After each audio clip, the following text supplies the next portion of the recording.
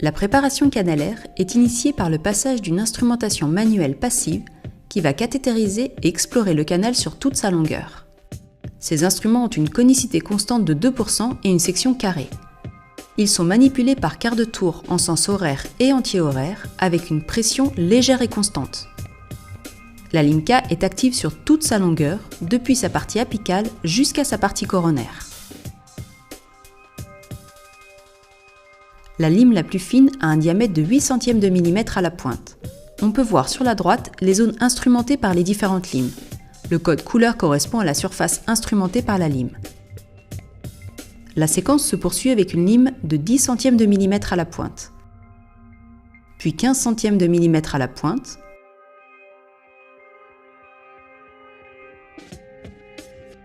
puis 20 centièmes de millimètre à la pointe.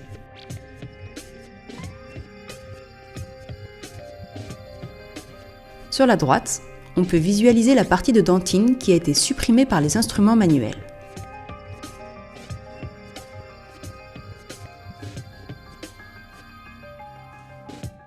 On remplit le canal avec un chélatant qui va faciliter le passage des premiers instruments.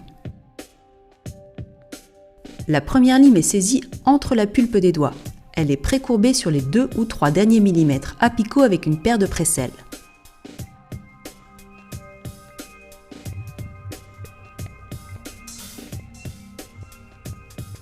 Remarquez la prise et la dynamique de l'instrument.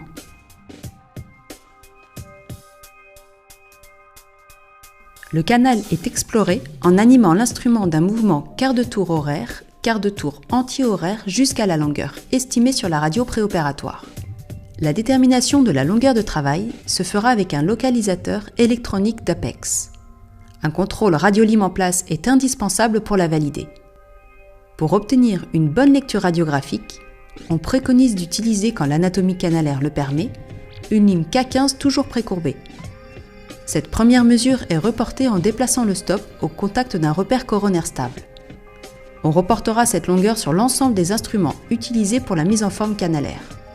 Il faut remarquer qu'il n'y a pas d'interférence entre la lime et les parois de la cavité d'accès.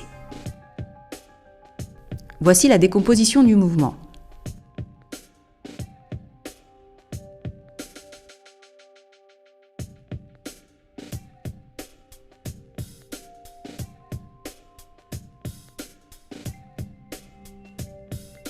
Quart de tour horaire, quart de tour anti-horaire et légère pression.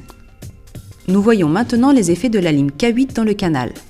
Sa progression se fait en mouvement alternatif d'un quart de tour à droite et un quart de tour à gauche, tout en progressant vers l'apex.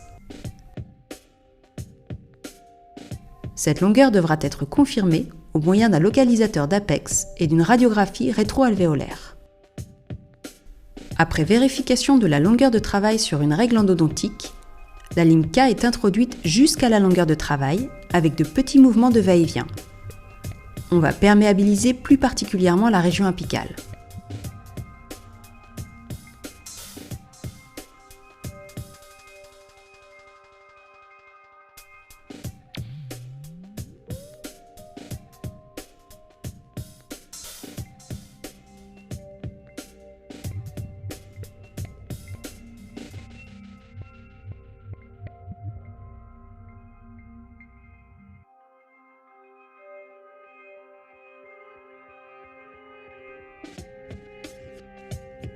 On dépasse légèrement l'apex afin de garder une bonne perméabilité.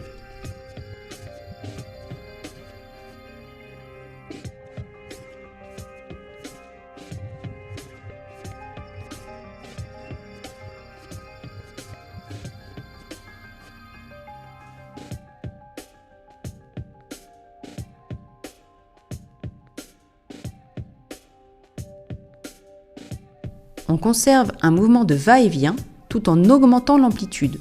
On obtient ainsi ce qu'on appelle la fluidité canalaire.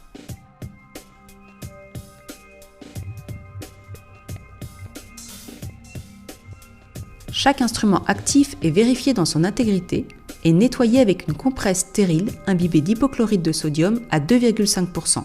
Il est ensuite obligatoirement rangé à sa place. En résumé, l'exploration du canal se fait toujours avec des limes manuelles précourbées de la K8 à la K15. Lorsque le cathétérisme est terminé, toutes les techniques de préparation canalaire ont en commun des méthodes séquentielles. Une lime K10 est ensuite utilisée pour l'exploration du système canalaire. La précourbure est réalisée en ourlant la pointe de l'instrument entre les morts d'une paire de précelles. Il est important que cette courbure soit régulière et n'occupe que les 3 à 4 dernières spires.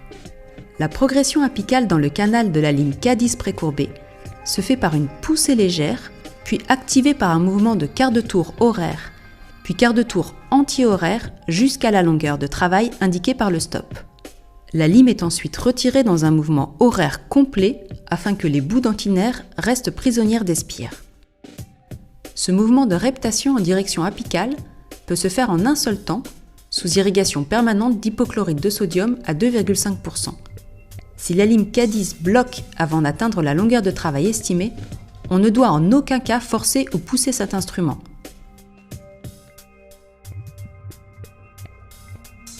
La lime est ensuite nettoyée dans une compresse stérile, imbibée d'hypochlorite de sodium à 2,5%. Le canal est irrigué avec 1 ml au minimum d'hypochlorite de sodium à 2,5%.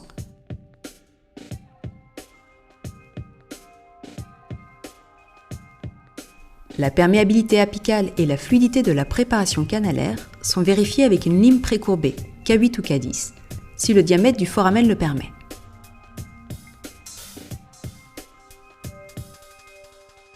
La seringue d'irrigation ne permet pas aux irrigants d'atteindre la zone apicale.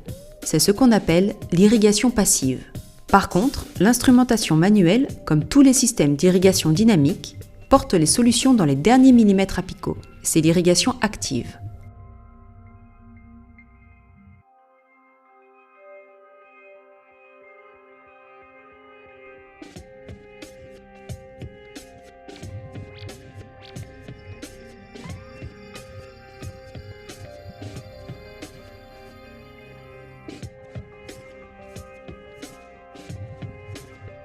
Nous utilisons ensuite la lime K15. Notons qu'entre les limes K10 et K15, le diamètre de pointe augmente de 50%. L'opérateur constate une rigidité plus importante sur cet instrument. La gestuelle est identique à celle de la lime K10. On reporte la longueur de travail à l'aide d'une réglette endodontique. On la précourbe comme pour la lime K10.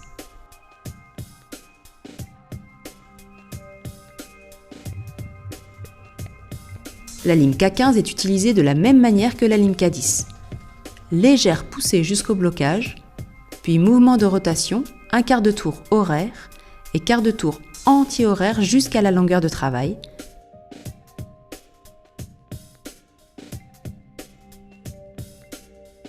Puis sortie en mouvement horaire complet. On obtient au fur et à mesure une préforme qui supprime les interférences canalaires et assure progressivement une fluidité canalaire.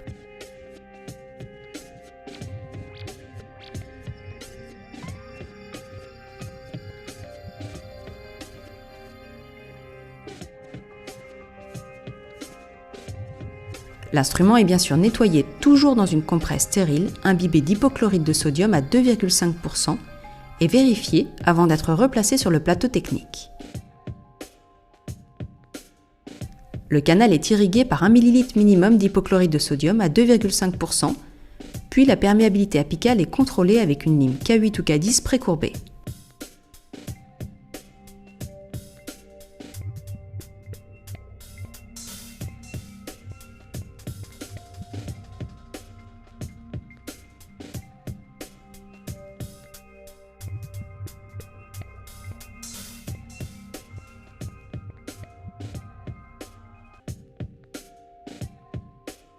Pour finaliser la préforme et sécuriser le canal avant l'utilisation d'une instrumentation mécanisée en nickel-titane, on utilise la lime K20. Pour compenser sa rigidité et respecter la trajectoire canalaire, on utilisera le mouvement des forces balancées.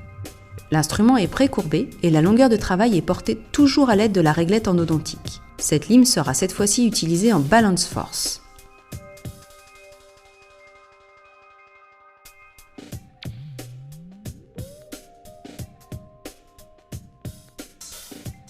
L'instrument progresse dans le canal jusqu'à la position de blocage.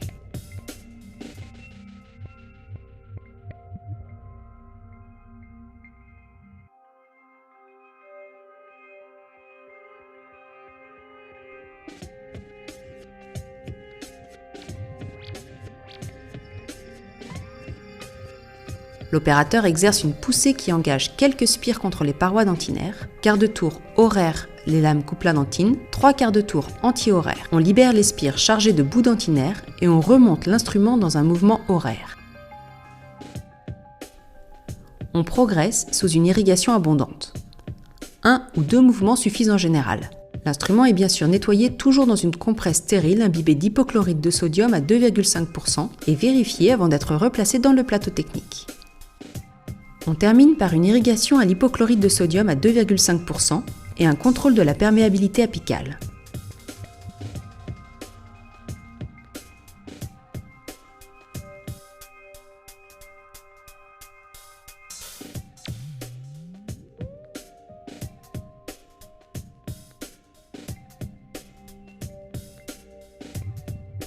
Les LIMCA assurent la première étape de la mise en forme canalaire. Elles sécurisent le canal pour l'utilisation des instruments rotatifs en nickel-titane. La maîtrise de cette instrumentation est indispensable en endodontie. Il faut absolument respecter la séquence et maîtriser la gestuelle de chaque instrument.